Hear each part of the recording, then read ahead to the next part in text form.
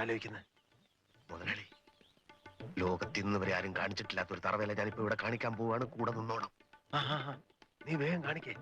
എന്നാ കണ്ടോ ഇന്നത്തെ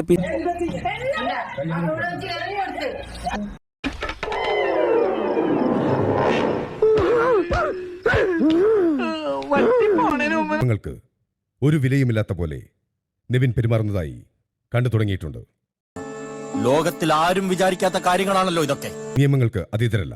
നിയമലംഘനങ്ങൾ ഇവിടെ വെച്ചു പൊറിപ്പിക്കില്ല. മനസ്സിലായോ? Okay big boss. എന്തേ കാണിച്ചേ? ഇവന്റെ കാര്യങ്ങളൊക്കെ നിങ്ങൾക്ക് അറിയാവുന്നല്ലേ? ശാരീരിക ആക്രമണവും ഇവിടെ വെച്ചു പൊറിപ്പിക്കില്ല. അതിനുള്ള വേദിയല്ലിത്.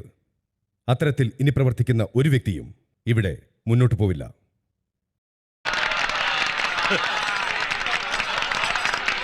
അനുഭവിക്കണോടാ, ആയുഷ്കാലം മുഴുവനും നീ അനുഭവിക്കണം. മതി ശവത്തി കുത്തിയത്. കുത്തും, ഈ ശവത്തി ഞാൻ ഇനിയും കുത്തും.